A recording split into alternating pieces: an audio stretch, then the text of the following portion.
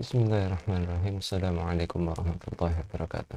Pemirsa yang dirahmati Allah Subhanahu wa taala, kembali lagi kita melanjutkan serial bedah buku Arba'un Nasihat li Islahil Buyut atau 40 kiat untuk menghidupkan nilai-nilai Islam di rumah kita. Sebuah buku kecil yang ditulis oleh Syekh Muhammad bin Shalih Al-Munajjid tentang apa saja yang harus kita lakukan, hendaknya kita lakukan untuk menjadikan rumah-rumah kita sebagai tempat untuk bertakarub, mendekatkan diri kepada Allah, sebagai tempat untuk menjadikan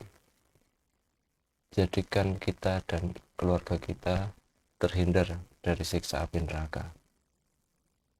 Kita masuk di kiat yang pertama, dan bagian kedua dari kiat yang pertama yaitu memilih pasangan yang baik.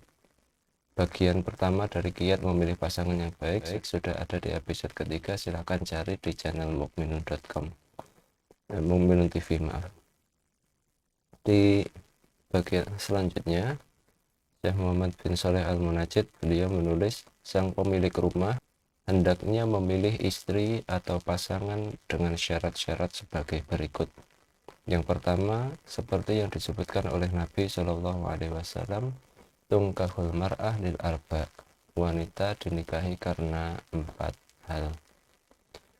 5 liha, karena hartanya, wali hasabiha, karena keturunannya, wali jamaliha, karena kecantikannya, wali diniha, dan karena agamanya. Fatfardatuddin, maka pilihlah karena pertimbangan agama. Kalau tidak, kalau seseorang menikah bukan memilih pasangan menikah bukan karena faktor agama, kalau kata Nabi Shallallahu Alaihi Wasallam, taribat yadaka, maka tanganmu akan berdebu. Sedikit penjelasan tentang hadis ini sebelum masuk ke penjelasan yang disampaikan oleh Syekh Muhammad bin Shalih Al-Munajjid. Syekh Muhammad bin Shalih Al-Utsaimin di dalam Syariatus Shalihin mengatakan bahwa lazimnya atau umumnya wanita seseorang menikah karena 4 pertimbangan hal ini: karena harta, karena keturunan, karena kecantikannya, dan karena agamanya.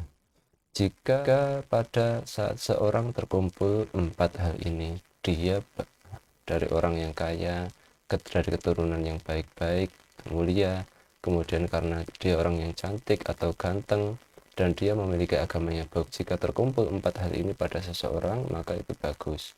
Tetapi untuk mencari yang 4 ini bagus itu susah. Maka jika kita sulit untuk mendapati yang hartanya banyak, sulit untuk mendapati yang dari keturunan yang mulia, sulit untuk mendapatkan yang cantik, maka siapapun itu, selama agamanya baik, nikahlah dengan dia. Yang penting pertimbangan agamanya baik. Bukankah hal ini juga sudah kita jelaskan kemarin di dalam Quran surat An-Nur ayat ke-32, bahwa Allah menjanjikan kekayaan, harta, dan kaya jiwa untuk siapa saja yang menikah dalam keadaan fakir, asalkan dia menikah dengan wasolihina min ibadikum wa imaikum, orang-orang yang soleh agamanya, baik agamanya, layak dan mampu untuk menikah, dan siap untuk memikul tanggung jawab, tidak termasuk orang yang fajir atau masih gemar berdoa, kemudian tidak termasuk orang yang masih gemar berzina atau belum bertaubat dari zina.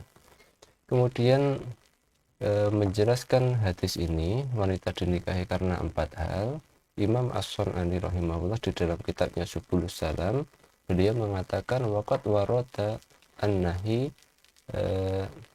ada riwayat yang menyebutkan bahwa ada pendapat bahwa nikah karena selain faktor agama, nikah dengan seseorang dengan tidak memikirkan, dengan tidak mempertimbangkan hal agama itu dilarang.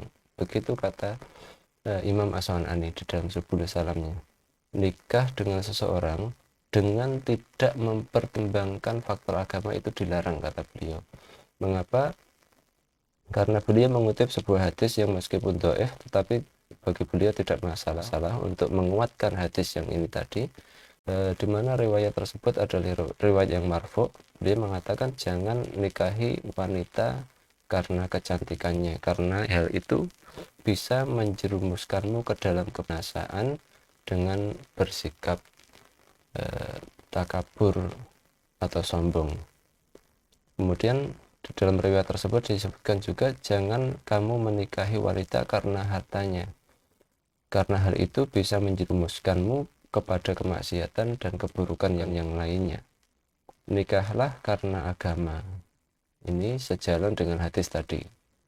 Fatfar bidzatiddin, maka pilihlah karena faktor agama. Taribat yadaga, kalau tidak maka tanganmu akan berdebu. Tanganmu akan berdebu itu maksudnya rugi, celaka, atau fakir. Kemudian di dalam riwayat yang marfu' tadi, yang dhaif tadi, yang disampaikan oleh Imam As-Sun'ani, sehingga beliau berpendapat ada larangan untuk menikah bukan karena faktor agama. Dia riwayat tersebut selanjutnya berbunyi, sesungguhnya budak wanita yang sobek kupingnya tetapi dia taat beragama itu adalah lebih utama daripada wanita yang cantik tetapi tidak beragama. Tidak beragama maksudnya bisa dari kalangan kafir atau musyrik atau kurang dalam hal agamanya, jika dia memiliki calon lain yang agamanya lebih baik, lebih solehah. Itu. Jadi wanita dinikahi karena 4 hal: hartanya, keturunannya, kecantikannya, dan agamanya. Yang menjadi prioritas adalah pertimbangan pilih karena faktor agama, pilih yang agamanya baik. Karena kalau hanya mempertimbangkan masalah harta, keturunan, kecantikan, maka hal itu akan bisa menjadikan kita orang yang merugi. Taribat yadaka, tanganmu akan berdebu, merugi atau fakir. Kemudian Syekh Muhammad bin Shalih Al-Munajjid untuk menjelaskan mengapa sih kita harus memilih pasangan yang baik agamanya, Syekh Muhammad bin Shalih Al-Munajjid melanjutkan mengapa faktor agama lebih diutamakan. Salah satunya karena Nabi Shallallahu Alaihi Wasallam pernah bersabda, ad-dunya mata'un wa khairu mata'id dunya al-mar'atu sholihah. Dunia adalah perhiasan dan sebaik-baik perhiasan adalah wanita yang solehah. Hadis sahih riwayat Imam Muslim. Kemudian Syekh Muhammad bin Shalih Al-Munajjid mengutip sebuah riwayat di dalam Musnad Ahmad tentang hadis yang melatar belakangi turunnya surat At-Taubah ayat ke-34. Ketika turun ayat tersebut, para sahabat bertanya, apa yang bisa kita ambil dari harta ghanimah ini? Maka pertanyaan itu pun disampaikan kepada Nabi Shallallahu Alaihi Wasallam oleh Umar bin Khattab, yang kemudian Nabi Shallallahu Alaihi Wasallam bersabda, la liyattakhid ahadukum, hendaknya masing-masing dari kalian qalban syakiran, memiliki hati yang senantiasa bersyukur, wa lisanan dzakiran, lisan yang senantiasa berzikir, wa zaujatan tu'inuhu, dan tu'inuhu ala amril akhirah, istri atau pasangan atau suami yang bisa membantu kalian dalam urusan akhirat kalian. Ini jadi kaitannya dengan subjudul yang dipilih oleh Syekh Muhammad bin Shalih Al-Munajjid, memilih wanita atau pasangan yang baik agamanya adalah karena ini. Memiliki pasangan yang baik agamanya akan bisa membantu kita untuk lebih baik, lebih beriman, lebih bertakwa, bisa membantu kita dalam urusan akhirat, bisa mengingatkan kita untuk sholat, bisa mengingatkan kita untuk tadarus Al-Quran dan sebagainya. Imam Al-Baihaqi rahimahullah, kata Syekh Muhammad bin Shalih Al-Munajjid, Imam Al-Baihaqi di dalam kitabnya Syu'abul Iman menulis suatu riwayat, qalbun syakirun, hati yang senantiasa bersyukur, wa lisanun dzakirun, lisan yang senantiasa berzikir, wa zaujatun sholihatun, dan pasangan yang soleh atau solehah, tu'inuka ala amri dunyaka wa dinika, yang membantu kalian dalam urusan dunia dan akhirat,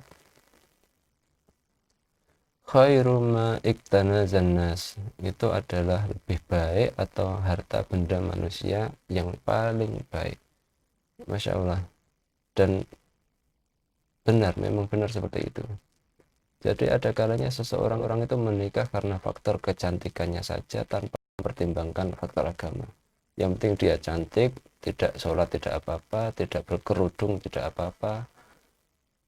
Pada akhirnya kemudian pasangan yang seperti ini bisa menjerumuskan kita kepada berbagai macam kemaksiatan, kerugian yang senantiasa kita alami, kita rasakan, kesedihan yang senantiasa kita rasakan karena kita memilih pasangan bukan karena faktor agamanya. Baik, pemirsa yang dirahmati Allah Subhanahu wa taala, demikian dulu untuk bagian kedua dari kiat yang pertama ini tentang mengapa kita memilih pasangan yang baik agamanya. Semoga bermanfaat. Silahkan subscribe channel kami untuk tidak ketinggalan sesi-sesi berikutnya. Semoga bermanfaat. Ada kurangnya kami mohon maaf. Wabillahi taufiq wal hidayah. Wassalamualaikum warahmatullahi wabarakatuh.